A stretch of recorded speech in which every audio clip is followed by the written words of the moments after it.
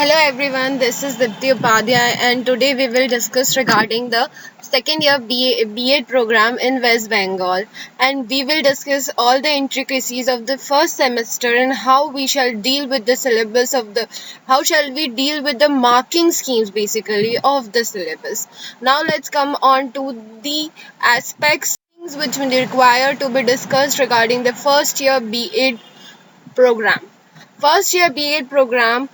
First, we need to learn how to read the syllabus book. Everyone can purchase the syllabus book, but not everyone can understand how to read that book. So let's understand the reading of the book. Now, second thing which I want to discuss with you while in reading the book is we are into a course of B.Ed. So let's focus on the right side of your screen and see there is a C over there, triple one over there basically. C denotes course, the course in which you have enrolled. One denotes first denotes B.Ed. In case if someone is interested in doing M.Ed, then while doing your M.Ed, if you read your syllabus book, instead of one there will be two, because two denotes M.Ed. Okay, now the second one which is there in each heading of your subject denotes its first semester, second semester, third semester, fourth semester. Now the third one denotes actually the paper number, and B.Ed comprises of basically, my friends, it's of 5 papers and we have total marks of 500. There are a lot of practicals in B.Ed, so now it's not a theoretical course totally, so you can't run away with the practicals. There are internals, there are external evaluations, and there are a lot of practicals in B.Ed. So we need to understand the intricacies of the marks distribution in the B.Ed program. So let's focus on the marks distribution of the B.Ed program. Before discussing the marks distribution, let's get familiar with the names of the subject which are a part of your course for the first semester. Basically, like I said, there are 5 subjects. First subject is childhood and growing up. Second subject is language across the curriculum. Contemporary India and education. The third one is language across the curriculum. The fourth one is understanding discipline and subject, and the fifth one is enhancement of professional capacity. It is EPC 1. Basically, it's your you will have 4 EPCs in 4 semesters. This is the first EPC. EPCs are different than 4 subjects which you are actually going to study. Subject. This is your first paper. First paper is childhood and growing up. The marks distribution is basically 50 plus 50, practical 25. What do you mean by 50 plus 50 and practical 25? See, the entire paper childhood and growing up is divided into 2 halves. The first half deals with 50 marks and second half deals with the 50 marks. You will even give exams in first half and second half regarding this individual paper. The first half timings will be 12 to 1:30 and second half timings will be 12:30 to 4 o'clock. Now, total marks of the entire paper is 125. 100 marks are basically, like I have said, it's theory, but not exactly theory. And practical is basically of 25 marks. Now let's get into details regarding 50 plus 50 का theory. अब theory में क्या है? 50 marks in the first half, 50 marks is in your second half. Now first half 50 marks is divided again into 35 and 15.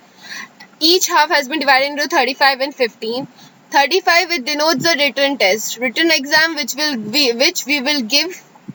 15 marks is internal. Internal may comprise of many things. They can be assignments, they can be books, right? Anything writing or anything which the college may design as an internal assessment program for them. So this paper has 30 marks internal and 70 marks basically is your theory paper which you are going to write in your first semester.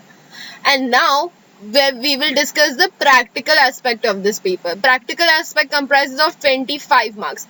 Now even in your practical files there is an internal hold as well as external hold. External teacher will give you 60% of your marks while internal teacher will give you 40% of your marks. if you will go through the syllabus, there are a lot of topics which actually the university has defined that we need to do this program, that program.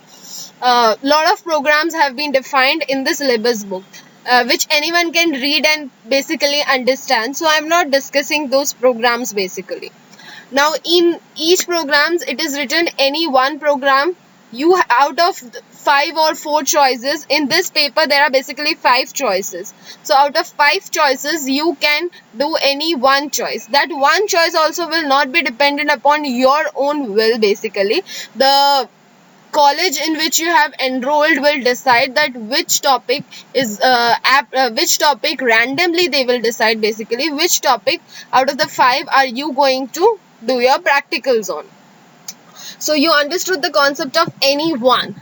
Now 60% means 60% if you mathematically calculate comes to 15 marks, and 40% if you mathematically calculate comes to 10 marks. So totally there is 35, the 50 plus 50 plus 25, that comes to 125, in which also you have internal may 15 15 plus 10. So theory mein you are getting internal 15, 15, 30. Practical you have an internal of 10. So basically 40 marks are in the hands of your college, and the remaining entire bunch is in the hands of external. So external has actually your 85 marks. So you have to focus on external, but yeah, at the same time you need to attend your college to get your internal marks at the same time. Now we have understood childhood and growing up marks distribution. Now the next paper which is coming into line is exactly the marks distribution is basically exactly the same as the previous one. So I'm not actually explaining it into the details, because the entire concept is concept of distribution of marks is absolutely same. But the name of the paper is Contemporary India and Education, and there are units, there are practicals as we've discussed earlier, and it's the same marks distribution, so I'm not going into details. But the further paper which is going to come, 1.1.4, 3 is not there because the third paper has been shifted to the second semester. So whoever has the doubt why there is not 1.1.3, where is the third paper, it does not vanish, it has been shifted to the second sem. So we are going to get it in the second sem, so don't worry about that.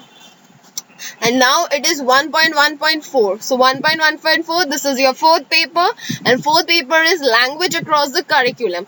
Language across the curriculum, basically your total marks comprises of 100. So there is a difference from 120. Earlier 2 papers were of 125 each, and this paper is of 100 marks. And now the practical aspect has increased. Practical aspect is of 50 marks, and theory comprises of 50 marks. Theory is absolutely same like earlier I had discussed. 35 marks is an external test which you are going to which will be conducted by the university. 15 marks is internal, which is in the hands of your college. They can design any assignment for you and give you, and you have to do that assignment and get your 15 marks done with. And another practical aspect, you have 50. Now 50 is divided 50 again 60%, 40%, 60% is external, internal is 40%. But this time there are the number of assignments which the universities have given under each head. In this case, in this subject basically you have to do 2 assignments. Earlier you were doing 1 assignment, and there was 25 marks denoted for that assignment, and this now we are doing 2 assignments, and so the marks content has increased to 50. Again, the timing of the paper, first half, second half, everything is yours very same. Now let's discuss the second aspect. The last, not exactly the last, but the second last. Basically, the second last paper is understanding discipline and subject. Understanding discipline and subject is actually the same as earlier I discussed. It's same as the previous paper. You have to do 2 practical assignments. It comprises of 100 marks, theory 50, practical 50, 35, 15. And see, if I say in first 2 papers, the internal in the hands of your college it's 40 marks. 40 marks each for all the first two papers. And in second, in 1.1.4 and 1.1.5, actually how much does your college have in hand? The college has 35 marks in their hand. So 35 comes to 70 marks. So there were 40 each, 80 and 80 and 35 is 70. 80 plus 75 comes to how much? Everyone is good at 80 plus 70, correction. 80 plus 70 comes to 150, and 150 is a huge number. B.Ed pass, if you want to clear your B.Ed exams in first semester and sleep peacefully, then you need minimum of 40% in your B.Ed. So 500's 40% is 200 marks, and if the 150 marks is in your in the hands of your college, I guess one should definitely attend their college in order to get that 150 marks properly. And if you study even little, you are going to get 200, but 200 you will only qualify. But if you score 250, you are done with your more than 250, then you are done with your B.Ed examination. So minimum scoring of 50% is necessary. In order to clear, you require 200, but just clearing won't help. At the end of the day, you need to qualify with good marks. So my suggestion is attend your college, get 150 from your college, and then work hard little and get more than 100 in all your theory papers, and you will be flying while flying and clearing your B.Ed first semester. That's all from but lastly, I would like to discuss EPC 1 also with you. EPC 1 is basically enhancement of professional capacity. It's a theory paper as well as a practical paper. It's basically of 50 marks. Theory quotient comes to 25 marks, and this duration of this examination is actually 1 hour.